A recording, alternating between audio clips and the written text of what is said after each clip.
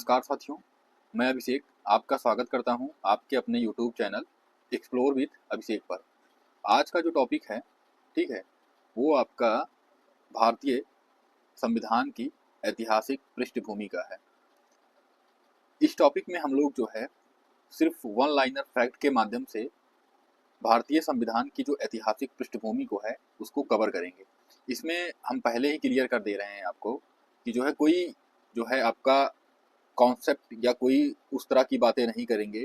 इसमें हम सिर्फ आपके लिए जो है फैक्ट के माध्यम से कई सारे सवाल लाए हैं और एक हिसाब से देखा जाए तो मोटे तौर पे हम लोग आपका जो है इस वीडियो के माध्यम से जो है इस टॉपिक का जो है रिवीजन करवाने आए हैं। ठीक है, वीडियो में पूरी वीडियो को जो है पूरी जो है देखें। ठीक है, सॉरी, वीडियो को जो है पूरी देखें जिससे इस टॉपिक के जितने भी सवाल हों, आपने कहीं से भी पढ़ा हो तो सब कुछ जो है कवर कर लें।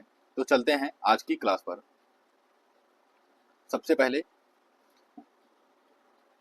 लोकतंत्र प्रतिनिधि संस्था तानाशाही शक्तियों पर अंकुश और विधि के शासन की संकल्पनाएं भारत में नई नहीं है। ठीक है, प्राचीन भारत के अनेक भागों में गणतंत्र शासन प्रणाली, प्रतिनिधि विचारण मंडल और स्थानीय स्वशासी संस्थाएं विद्यमान थी। ठीक, वैदिक काल से लोकतांत्रिक संस्थाओं का उल्लेख मिलने लगता है। ऋग्वेद तथा अथर्ववेद में सभा और समिति जैसी संस्थाओं का विवरण मिलता है। चोलकालीन स्थानीय स्वशासन प्रणाली में लोकतंत्र के आधार पर स्तंभ के रूप में मानी जाती है। ठीक, 31 दिसंबर 1600 ईस्वी को लंदन के कुछ व्यापारियों द्वारा स्थापित की गई ईस्ट इंडिया कंपनी ने महारानी एलिजाबेथ एलिजाबेथ शाही चार्टर प्राप्त कर भारत तथा दक्षिण पूर्व एशिया के क्षेत्रों के साथ व्यापार करने का एकाधिकार प्राप्त कर लिया। ठीक, प्लासी के युद्ध 1757 में कंपनी की विजय के साथ ही भाग में अंग्रेजी शासन की नींव पड़ी। रेगुलेटिंग एक्ट 1773 से ही भारत में कंपनी के प्रशासन की शुरुआत ब्रिटिश संसदीय नियंत्रण के प्रयासों की शुरुआत से हुई है। ठीक, जो भारत में संवैधानिक विकास का कालक्रम है, कैसे कैसे अंग्रेजों से जो है भारतीय संविधान का या भारत में संवैधानिक विकास का जो क्रम है, आज हम इस वीडियो में उसको कवर करेंगे। सबसे पहले आपका क्या आया? रेगुलेटिंग एक्ट 1773 आया। उसके बाद आपका आया पिट्स इंडिया एक्ट 1784। फिर आपका अधिनियम आया 1786 का। फिर चार्टर एक्ट आता है आपका 1793 का। चार्टर एक्ट 1813 आता है उसके बाद। फिर आपका चार्टर एक्ट 1833 आता है। फिर चार्टर एक्ट 1853 आता है। भारत शासन अधिनियम 1858 आता है। उसके बाद आपका क्या आएगा? भारत परिषद अधिनियम 1861 आएगा। फिर आपका जो है भारत परिषद अधिनियम 1892 आता है। फिर भारत परिषद अधिनियम 1909 आता है। फिर आपका भारत शासन अधिनियम 1919 आता है। और उसके बाद आपका भारत शासन अधिनियम 1935। भारतीय संविधान में भारत शासन अधिनियम 1935 का बहुत ही अहम भूमिका है। ठीक है, जो हमारा भारतीय संविधान है उसमें 1935 के इस अधिनियम का बहुत ही बड़ा योगदान है। आगे हम पढ़ेंगे कैसे कैसे योगदान है। उसके बाद आपका जो है 1947 में हमारा भारतीय स्वतंत्रता अधिनियम आता है, जिसके बाद जो है हमारा देश पूर्णतः आज़ाद हो जाता है। ठीक, फिर कवर करेंगे हम लोग जो है, सबसे पहले हम लोग क्या कवर करेंगे? Regulating act 1773। इसमें जो हम लोग फैक्ट के माध्यम से पढ़ेंगे, पहले ही बता दिए हैं। कोई भी अगर आपको डाउट हो तो हमारे टेलीग्राम चैनल से जुड़ें। टेलीग्राम का लिंक हम जो है कमेंट बॉक्स में पिन करवा दे रहे हैं और डिस्क्रिप्शन बॉक्स में भी लगवा दिया है। ठीक है, तो आप लोग वहाँ से जाइए और हमारे टेलीग्राम चैनल को जरूर ज्वाइन करिए। ठीक, आइए चलते हैं। सबसे पहले पढ़ेंगे जो है रेगुलेटिंग एक्ट 1773। इस एक्ट में क्या क्या जो अहम बात है उसको हम लोग कवर करेंगे। भारत में एक सुनिश्चित शासन प्रणाली को आरंभ करने वाला अधिनियम था। कौन सा? Regulating act 1773। रेगुलेटिंग एक्ट किस वर्ष लागू हुआ था? आपका 1774। एक्ट तो आपका 73 का है, ठीक है, लेकिन जो लागू होता है वो आपका 1774 में होता है। बंगाल प्रेसिडेंसी के प्रशासन हेतु एक गवर्नर जनरल की नियुक्ति किस अधिनियम के तहत होती है? रेगुलेटिंग एक्ट 1773 के तहत होती है। 1773 के रेगुलेटिंग एक्ट के अंतर्गत किन अन्य प्रेसिडेंसियों को बंगाल प्रेसिडेंसी के अधीन कर दिया गया था। मद्रास तथा बम्बई प्रेसिडेंसी को। किस अधिनियम के द्वारा बंगाल के गवर्नर को बंगाल का गवर्नर जनरल बना दिया गया? रेगुलेटिंग एक्ट 1773 के द्वारा। आप लोग बहुत आराम से समझिएगा, एक एक पॉइंट आपको समझ में आएगा और जितने भी पॉइंट हैं ये एग्जाम पॉइंट ऑफ व्यू से इंपॉर्टेंट हैं, पेपर में आपको जरूर देखने को मिलेगा, इसलिए जो है वीडियो पर बने रहें। रेगुलेटिंग एक्ट 1773 द्वारा गठित गवर्नर जनरल की परिषद की सदस्य संख्या कितनी थी? 4 थी। ठीक है, जो इस एक्ट के तहत जो है गवर्नर जनरल की जो परिषद गठित की गई थी उसमें सदस्यों की संख्या कितनी थी? 4 थी। बंगाल का प्रथम गवर्नर जनरल किसे बनाया गया? वारेन हेस्टिंग को। बहुत ही इंपॉर्टेंट क्वेश्चन है, एक आप लोग जो है एक बार और इसको कवर करिएगा।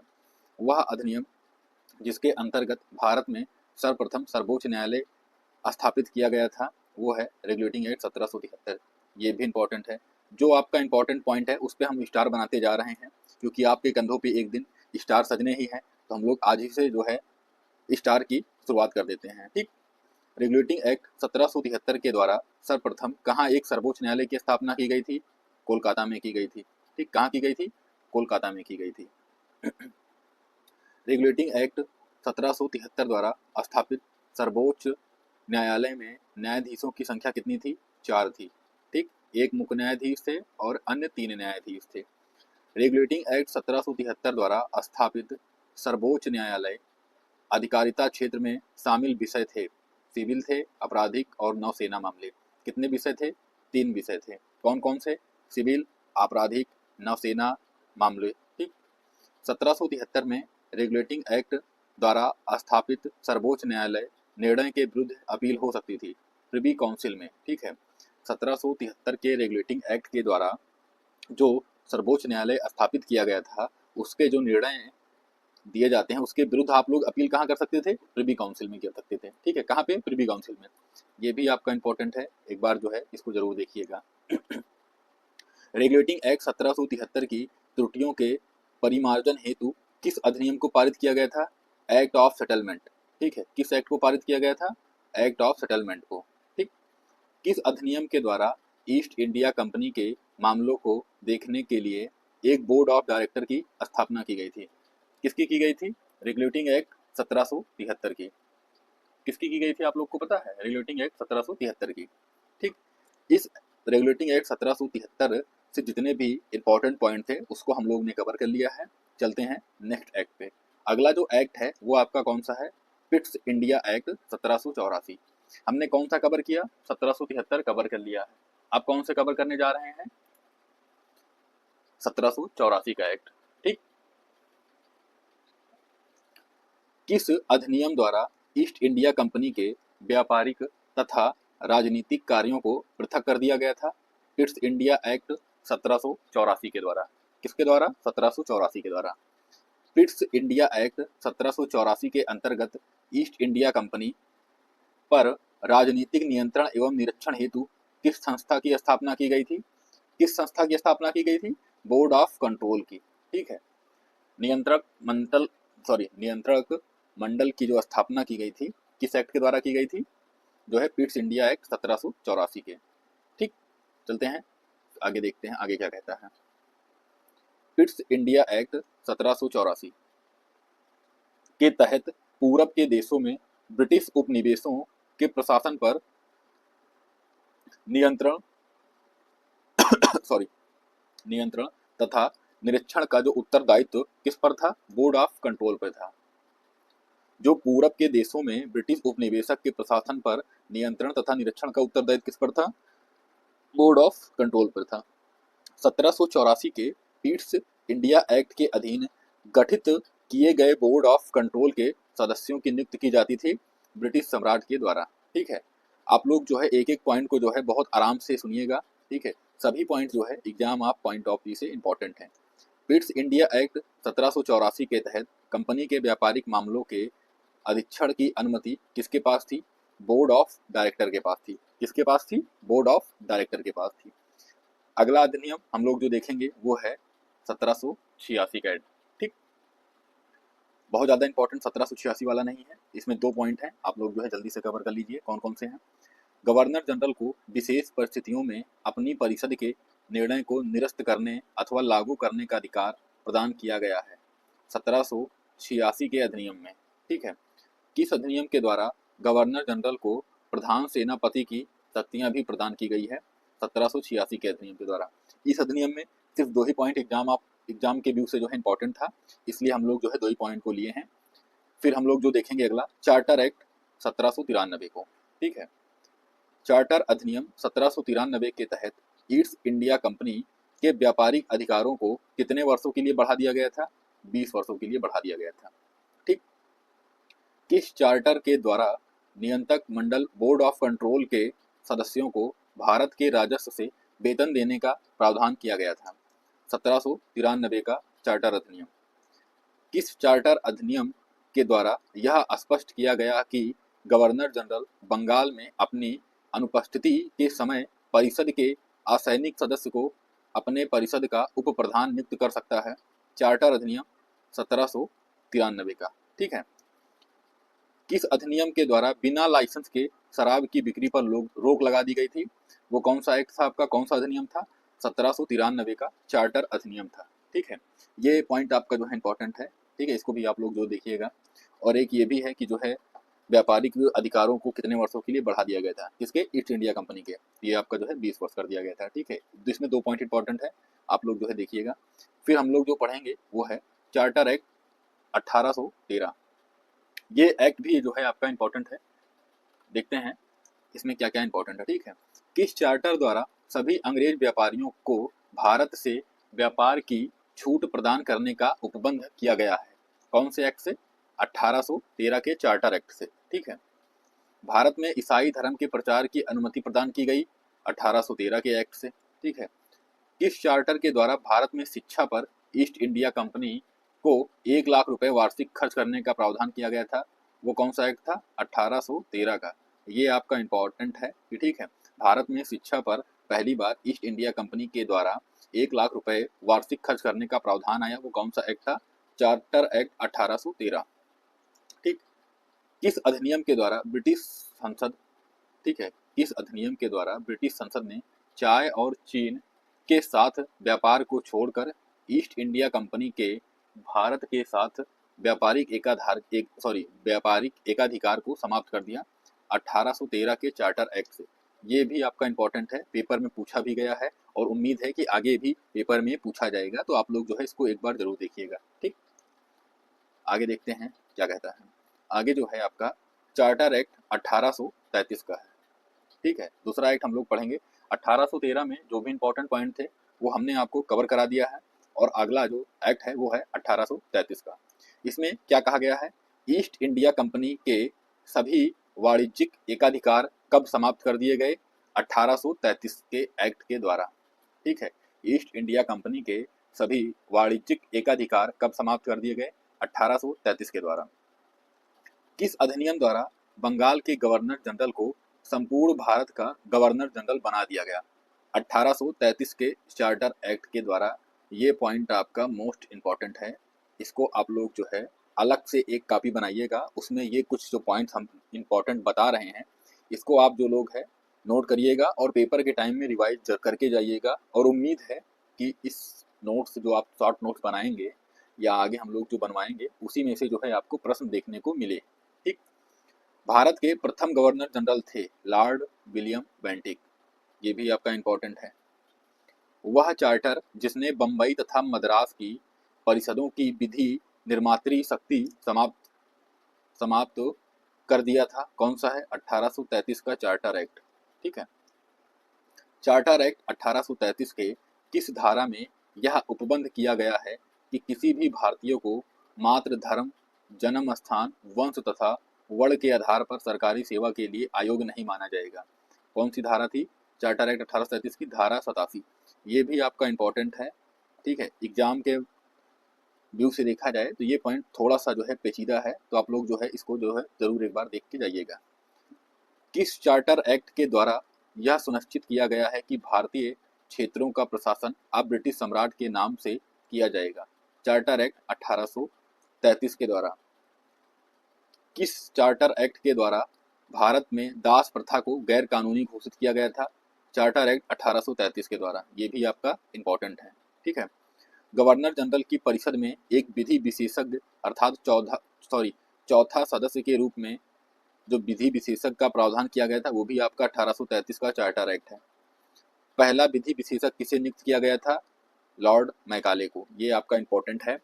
तो पहली चीज़ तो यूट्यूब पे आपको जो है ऐसी वीडियो देखने को नहीं मिलेगी, और जितने भी एक्ट और अधिनियम हैं ये थोड़ा सा जो है मुश्किल होते हैं। ठीक है, सभी टीचर्स को पढ़ाते नहीं हैं। तो जो भी टीचरों से आपने पढ़ के आया है, ठीक है, जो भी आपने इस टॉपिक का जो कॉन्सेप्ट क्लियर किया होगा, ठीक है, उसके जो क्वेश्चन हैं आपने क्या पढ़ा है, सही पढ़ा है कि नहीं पढ़ा है, उसके जो कुछ क्वेश्चन है, उसके जो कुछ इंपॉर्टेंट पॉइंट हैं, हमने इस वीडियो में वही रखा है। और ये वीडियो आपको यूपीएसआई परीक्षा हॉल में जरूर याद आएगी अगर आपने इस वीडियो को जो है पूरा लिया है और अच्छे से लिया है। एक तो क्या होता है ना कि आजकल जो फ्री के कंटेंट मिलते हैं उस पर जो है लोग ज़्यादा भरोसा नहीं करते हैं, और अगर आपने ये वीडियो जो है बहुत अच्छे तरीके से लिया है, नोट्स प्रॉपर बनाए हैं, शॉर्ट नोट बनाए हैं, उसको रिवाइज किया है, तो आपको जो प्रश्न होंगे वो इसी क्लास से मिल जाएंगे। सभी की तो मैं गारंटी नहीं लेता हूँ, लेकिन आपको जो है मैक्सिमम जो प्रश्न होंगे वो आपको इसी वीडियो से देखने को मिलेगा। तो इसलिए इस वीडियो को आप लोग जो है जरूर देखें। ठीक, खासकर यूपीएसआई वाले। पहली बार चलते हैं हम लोग जो है चार्टर एक्ट 1853 की तरफ। पहली बार किस एक्ट के द्वारा गवर्नर जनरल के विधायी व प्रशासनिक कार्यों का विभाजन किया गया था? वो आपका कौन सा एक्ट था? 1853 का एक्ट था। किस एक्ट द्वारा विधि निर्माण के लिए भारतीय केंद्रीय विधान परिषद की स्थापना की गई थी? चार्टर एक्ट 1853 के द्वारा। ये आपका इंपॉर्टेंट है, एक बार इसको जो है जरूर एक बार नोट डाउन करिएगा। किस राजलेख में बंगाल के प्रशासनिक कार्यों हेतु एक नए लेफ्टिनेंट गवर्नर की नियुक्ति का प्रावधान किया गया था? चार्टर एक्ट 1853 के द्वारा। 1853 के चार्टर एक्ट के द्वारा सिविल सेवाओं के लिए प्रतियोगी परीक्षाओं का शुभारंभ हुआ था। इसे भारतीयों के लिए भी खोल दिया गया था। इसी संदर्भ में 1854 में एक समिति की स्थापना हुई थी। उस समिति का नाम क्या था आपका? मैकाले समिति। ठीक है।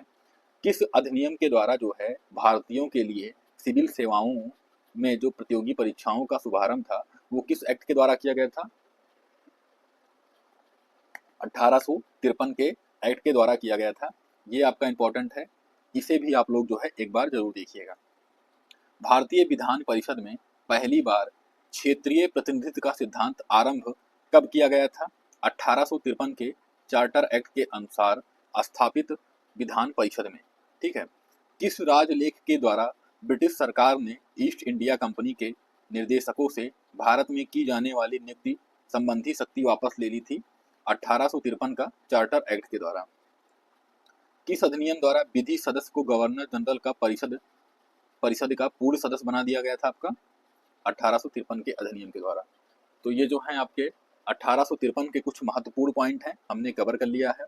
अभी तक जो है हम लोग जो है कौन कौन से पॉइंट को कवर किया है? सबसे पहले हम लोग जो है 1773 रेगुलेटिंग एक्ट 1773 को कवर किया। पीट्स इंडिया एक्ट 1784 को कवर किया। फिर आपका 1786 के अधिनियम को कवर किया। फिर 1793 का चार्टर एक्ट को कवर किया। 1813 के चार्टर एक्ट को कवर किए। ठीक, उसके बाद 1833 को कवर किए और 1853 को कवर किए। अब हम लोग जो है कौन सा कवर करेंगे? हम लोग जो देखेंगे आपका अगला है 1858। ठीक है, भारत शासन अधिनियम 1858। आप लोग जो है वीडियो पे बने रहिए, वीडियो को पूरा देखिए, और अगर नहीं समझ में आता है तो वीडियो को दोबारा देखिए। एग्जाम पॉइंट ऑफ व्यू से ये टॉपिक बहुत ही इंपॉर्टेंट है। 1 से 2 प्रश्न आपको जो है यूपीएसआई परीक्षा में देखने को जरूर मिलेगा, तो इसलिए जो है वीडियो को जो है बहुत अच्छे तरीके से देखें। ठीक, 1858 के जो भारत शासन अधिनियम में क्या कहा गया है देखते हैं। ब्रिटिश संसद द्वारा act for the better government of India किस वर्ष पारित किया गया था? 1858 ईस्वी में। किस अधिनियम द्वारा भारत का शासन कंपनी के हाथों से लिया गया और उसको ब्रिटिश राज के अधीन कर दिया गया था? वो भी आपका भारत शासन अधिनियम 1858 के तहत। ठीक है, कहां से लिया गया?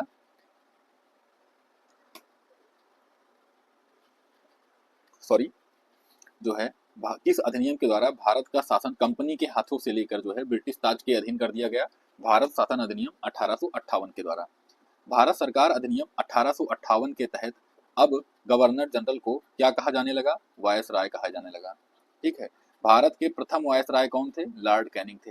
ये दोनों पॉइंट आपका इंपॉर्टेंट है, परीक्षा में पूछे गए हैं और उम्मीद है आगे भी पूछे जाएंगे।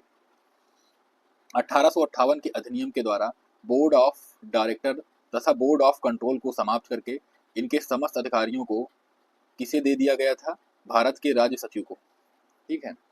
किस अधिनियम द्वारा निर्देशक मंडल और नियंत्रक मंडल को समाप्त कर दिया गया? 1858 के अधिनियम के द्वारा। 1858 के अधिनियम के तहत भारत सचिव की सहायता के लिए उपबंध किया गया था 15 सदस्यीय भारत परिषद का। ठीक है। किस अधिनियम के द्वारा भारत के गवर्नर जनरल को भारत सचिव की आज्ञा के अनुसार कार्य करने के लिए बाध्य कर दिया गया था? 1858 के अधिनियम के द्वारा। क्या राज्य सचिव का ब्रिटिश संसद के प्रति उत्तरदायी होना क्या कारण था? उसका ब्रिटिश मंत्रिमंडल का सदस्य होना। ठीक है। भारत राज्य सचिव का ब्रिटिश संसद के प्रति उत्तरदायी होने का क्या कारण था? क्योंकि वो जो है ब्रिटिश मंत्रिमंडल का सदस्य होना। ठीक। अब हम लोग अगला पढ़ेंगे भारत परिषद अधिनियम। भारत परिषद अधिनियम 1861। इसमें क्या कहा गया है देखते हैं।